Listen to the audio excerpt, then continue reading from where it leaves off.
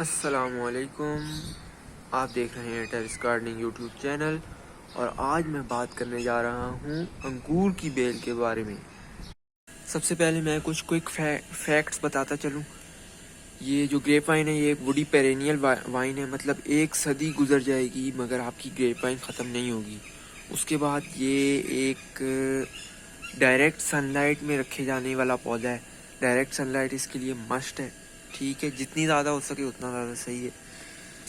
और 6 feet of space इसको चाहिए। काफ़ी ज़्यादा ये फैलती है ये ग्रेप वाइन, इसलिए इसको काफ़ी ज़्यादा स्पेस भी चाहिए 6 फीट की। और 1 साल के अंदर अंदर ग्रेप वाइन आप चाहे ज़मीन में लगाएं या पॉट में लगाएं, 1 साल के अंदर अंदर आपको फ्रूट बेयर करके देगी। उसके बाद इसमें जो है पॉलिनेशन होती है। कुछ पौधे होते हैं उनमें फ्लावर निकलते हैं, कुछ पौधों में नहीं निकलते। इस ये मतलब ग्रेप वाइन में भी फ्लावर्स निकलते हैं, पॉलिनेशन होती है, उसके बाद फ्रूट निकलता है। तो और एक और मज़े की बात यह है कि ग्रेप वाइन जो है वो किसी भी फॉर्म में आप उसको बना सकते हैं। मतलब जब ये हार्डवुड नहीं बनी होती ना, तो ये जिस भी तरह आप इसको टर्न करेंगे, जिस भी तरह आप इसको लेके जाएंगे, उसी तरह ये हार्डवुड लकड़ी बन जाएगी। तो कुछ लोग इसको चेयर के फॉर्म में भी ट्रेन कर लेते हैं, बड़ा कर लेते हैं और फिर चेयर बन जाती है। तो खैर एनुअल प्रूनिंग इस पौधे की मस्ट है, ठीक है। एनुअल प्रूनिंग वो अब मैं आपको बाद में बताऊंगा, उसका टाइम क्या है, कब करते हैं प्रूनिंग। और खैर अभी बता देता हूँ, प्रूनिंग जो है वो स्प्रिंग में करते हैं। साथ ही साथ हम बात कर लेते हैं कि इसके एडवांटेजेस क्या हैं। मतलब अंगूर की बेल आप लगाएंगे तो 1 साल के अंदर अंदर आपको क्या क्या एडवांटेजेस मिलेंगे। पहले तो आपको नज़र आ रहा है, मैं आपको ख़ुद बता देता हूँ, ये 1 साल की बेल है। 1 साल पहले मैंने लगाई थी और 1 साल में आपको फ्रूट मिलेगा। उसके साथ साथ अगर आपको शेड चाहिए तो शेड मिलेगा, लेकिन गर्मियों में मिलेगा। सर्दियों में ये डोरमेंट स्टेज में चला जाता है, वो मैं आपको बाद में बताऊँगा। उसके बाद आपको ये जो इसकी ग्रेप्स हैं, इनसे कार्डियोवैस्कुलर डिजीज़ जो हैं वो ख़त्म होती हैं। तो मेडिसिनल बेनिफिट्स भी ये आपको पौधा देता है। अब बात कर लेते हैं इसकी केयर के बारे में। अब इसको जो है एक ट्रेलिस चाहिए होता है सपोर्ट के लिए, उस पर ये चढ़ती है और लंबी होती है। अब याद रखें कि सबसे इम्पोर्टेंट पॉइंट ये है कि ट्रेलिस को जो है आप वर्टिकली अपवर्ड्स रखें, मतलब वर्टिकल डायरेक्शन में अपवर्ड होनी चाहिए वो, क्योंकि पौधा जो है ख़ास तौर पे बेल या जैसे कि ग्रेप वाइन हो गई, वो सबसे ज़्यादा उस डायरेक्शन में ग्रो करती हैं जो कि ऑपोजिट हो ग्रेविटी के, ठीक है। ये एक इम्पॉर्टेंट पॉइंट है। तो ट्रेलिस आपने रखनी है। उसके बाद आपने हर 1-2 हफ्ते बाद इंस्पेक्शन करनी है पौधे की, कि उससे आपको ये पता चलेगा, मतलब सीज़न जब इसका हो ना गर्मियों का, तो उसी में इसकी फ्रूटिंग होती है, उसी में इसकी ग्रोथ होती है। तो उसमें आपने इंस्पेक्शन करनी है ताकि आपको पता चल जाए कि कोई डिजीज़ या पेस्ट अटैक तो नहीं है। अगर पता चल जाएगा तो फिर ये हो जाएगा कि आप पेस्टिसाइड डालेंगे और वो ख़त्म हो जाएगा। उसके बाद जो नई इसकी ग्रोथ आ रही है, अगर आपने ट्रेलिस लगाई हुई है तो उसको भी आपने ट्रेलिस के साथ बांधते रहना है, ताकि जब सर्दियाँ आएँ तो वो उसके साथ बंधी हुई और हार्डवुड बन जाए।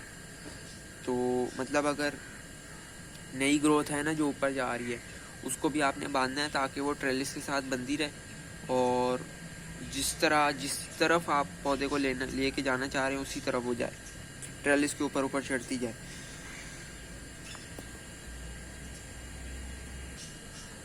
उसके बाद जैसे ही फ्रूट राइप हो उसको आपने कवर कर लेना है, वरना परिंदे उस फ्रूट को नहीं छोड़ेंगे। इसके साथ साथ अगर कोई शूट आपके ट्रंक में बहुत नीचे से ग्रो हो रही हो ना, तो उसको भी आपने रब ऑफ कर देना है, ठीक है। उसको ग्रो नहीं होने देना, ताकि आपका मेन ट्रंक रहे एक, जिससे एनर्जी सारी, विटामिन मिनरल सारे ऊपर जाएं, आपके जो ऊपर सबसे ऊपर ब्रांचेज हैं उन तक पहुंच सके। नीचे से आपने कोई ग्रो नहीं होने देना। नीचे कम से कम 5 फुट का, जो कमर्शियल जिस तरह प्रोफेशनल जो ग्रो करते हैं वो 5 फुट का उनका ट्रंक होता है। फिर 2 कॉर्डन्स होते हैं, फिर उन कॉर्डन्स पे जो है वो नई जो है वो केन्स निकलती हैं। उन केन्स पे जो स्पर होते हैं या फिर उन केन्स पे ही जो है वो फ्रूटिंग होती है फिर, ठीक है। तो आपने नीचे से कोई ग्रोथ नहीं होने देनी। आपको मैं दोबारा से बता देता हूँ कि जो ग्रेप वाइन हो ना, वो एक उसको फुल सन मिले, डायरेक्ट सनलाइट मिले। मिनिमम जो है उसको 6 to 8 आवर्स की डायरेक्ट सनलाइट मिलनी चाहिए हर रोज़, ताकि जब उसका अक्टूबर सितंबर में फ्रूट राइप होने का सीज़न आए तो वो फ्रूट राइप हो जाए। और जितनी ज़्यादा सनलाइट मिलेगी उससे उतनी ज़्यादा पौधे की ग्रोथ भी बढ़ेगी। अब बात कर लेते हैं कि इसको प्लांट कब करना है। प्लांट आपने करना है इसको अप्रैल टू मई में, अप्रैल से मई के अप्रैल मई में करना है आपने इसको प्लांट। और प्रूनिंग आपने करनी है इसकी मार्च में। प्रूनिंग इसकी असल में उस सीज़न में करते हैं जब डोरमेंट स्टेज में हो, और मतलब बिल्कुल स्प्रिंग, जैसी स्प्रिंग आने लगे उससे पहले इसकी प्रूनिंग कर देते हैं। तो अगर आपकी कंट्री में फॉर एग्जांपल स्प्रिंग जो है वो मार्च में आता है तो फरवरी में प्रून कर दें। अगर फरवरी के मिड में आ रही है, शूटिंग शुरू होती है, मतलब स्प्रिंग शुरू हो जाता है, तो आप फरवरी के शुरू में या फिर जनवरी में कर दें, ठीक है। बस करनी है आपने डोरमेंट स्टेज में। एक और पॉइंट टू बी नोटेड ये है कि इसमें मल्च नहीं डालनी। मल्च का मैंने पिछली वीडियो में बताया था, मलबेरी की वीडियो में। तो मल्च आपने नहीं डालनी। मल्च वो होता है जो सूखे पत्ते होते हैं वो डीके हुए हुए, वो हम डालते हैं पॉटिंग में इसके ऊपर, ताकि डायरेक्ट सनलाइट ना पड़े और जो मॉइस्चर है वो रिटेन हो। तो मॉइस्चर जो है वो बिल्कुल ख़त्म ना हो जाए। ग्रेप वाइन को जो है ना मल्च पसंद नहीं है, क्योंकि मल्च जो है वो टेम्परेचर जो पॉटिंग मिक्स है ना उसका लो रखती है, उसको बढ़ने नहीं देती, क्योंकि डायरेक्ट सनलाइट को वो रोक देती है।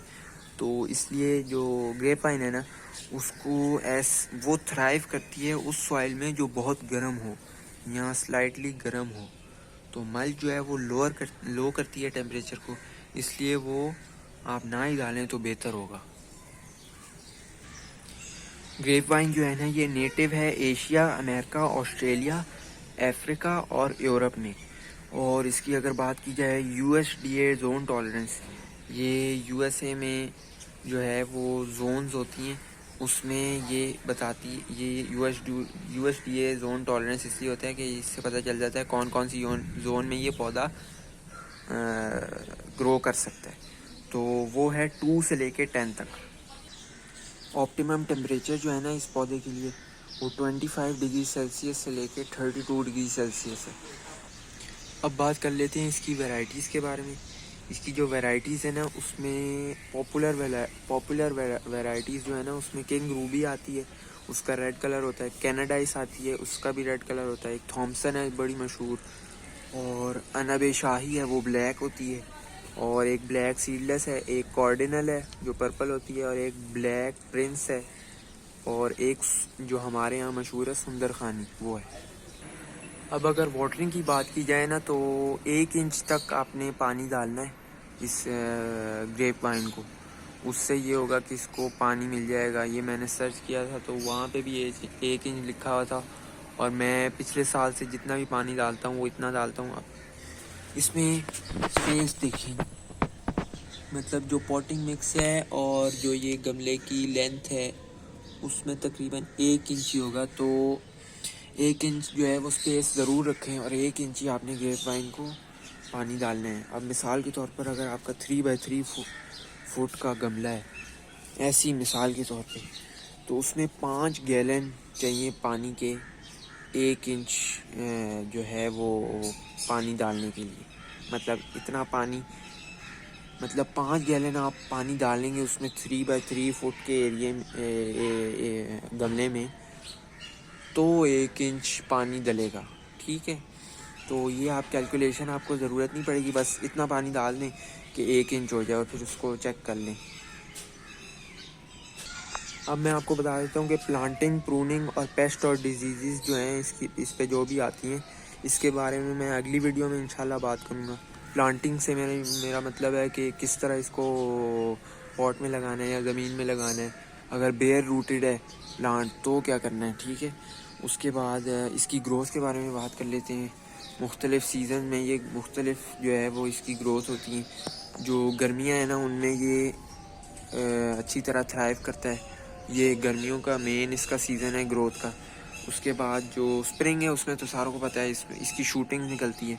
और ऑटम जैसे ही आता है तो मिड ऑटम समझ लें, उसमें इसके पत्ते गिर जाते हैं, ग्रोथ भी स्लो हो जाती है और आखिरकार इसकी ख़त्म हो जाती है ग्रोथ। उसके बाद जैसी सर्दियाँ शुरू होती हैं तो इसके सारे पत्ते झड़ जाते हैं ब्राउन होके, और कोई इसकी बस बड्स रह जाते हैं और शाखें रह जाती हैं और डोरमेंट स्टेज में चला जाता है ये। तो ये थी आज की वीडियो। उम्मीद है आपको अच्छी लगी होगी। आप कर दें लाइक, शेयर और सब्सक्राइब, और नीचे दिए गए कमेंट सेक्शन में अपनी कीमती राय का इजहार करना मत भूलें। ये है सब्सक्राइब का बटन और ये है मेरी पिछली वीडियो। अपना ख्याल रखें और इस चैनल का भी। अल्लाह हाफिज़।